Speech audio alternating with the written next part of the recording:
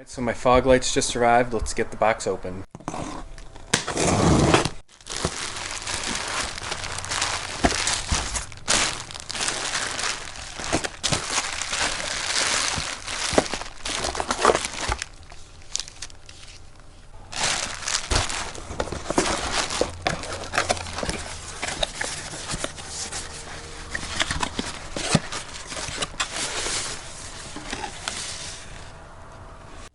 Alright, so this compared to stock OEM plastics, it seems a little lighter weight, but I'll definitely compare more when I take mine off. And this right here is just one piece. There's no separation. And on the originals, this was chrome. In some versions, I believe it still is chrome. So black on this, which I like. I did not like the chrome. On my first Mazda 3, I actually painted this black. So now it'll be exactly how I like it.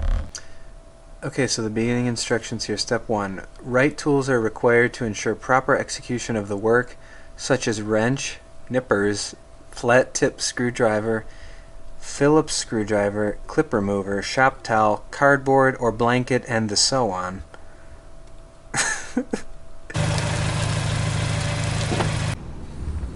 Okay, from the inside, that's what it looks like. And here is the piece once removed. And now that I see them both next to each other, they're literally the same.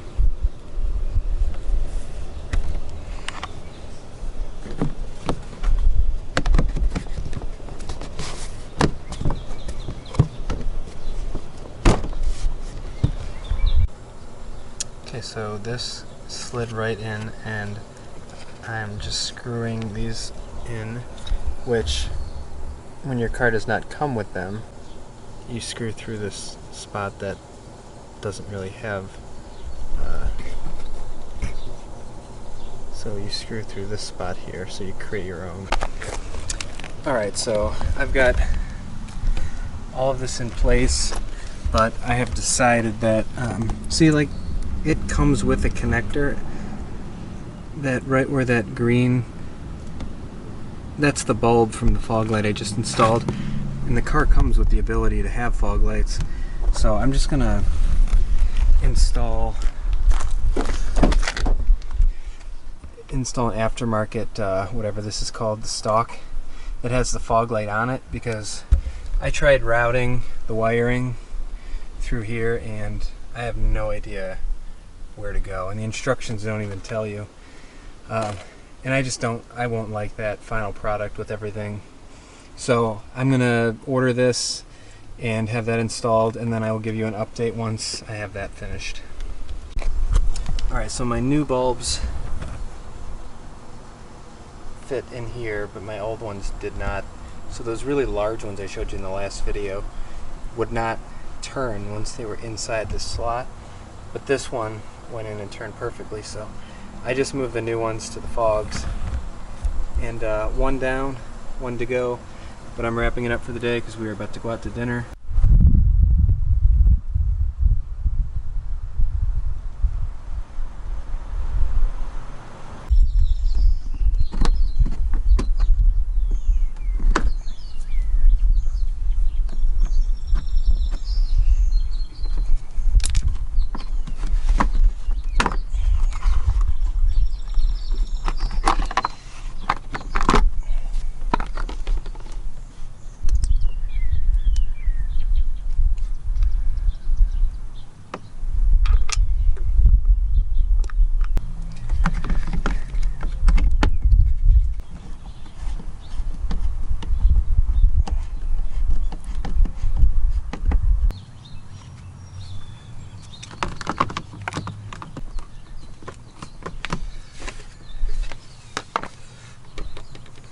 The final step in my fog light install is removing this stalk and adding this one.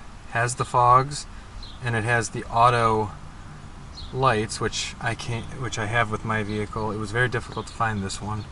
This one's advertised as working with the Mazda 6, but somebody reviewed it saying it works for the Mazda 3 as well. So, alright, I'm going to try this out and see if it turns the fog lights on. Alright, first step is to block off the dash cover with something soft so you will not damage it. So there are 2 screws on the underside of your steering column.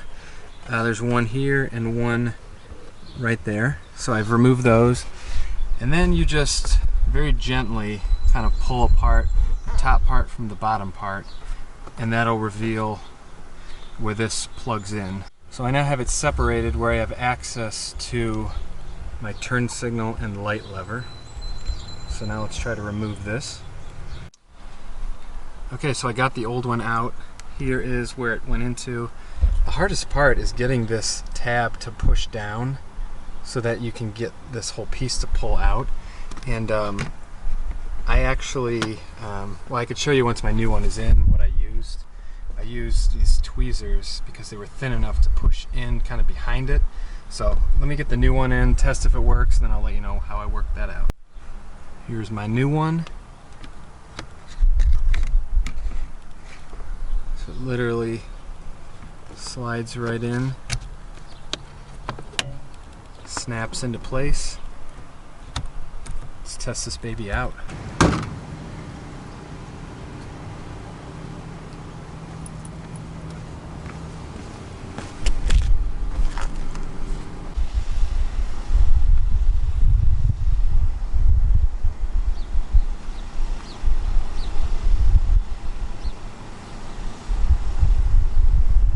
Okay, and the last thing I needed to check was some people said that there was a defective stalk that did not click off when you use your turn signal after you've turned, and it just stayed on. So I've tested that out, and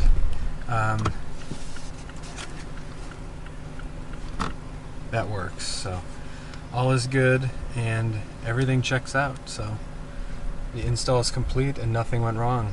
Very rare. Alright, so for any of you that are trying to do this, it looks like the only way that you can get to this clip is like just from coming up here and trying to press on it, but what I found that works is you take these and you slide it behind here. You have to slide it really close.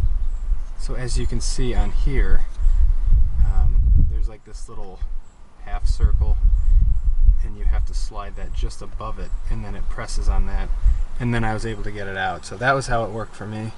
And as you saw, the fog lights worked, so voila.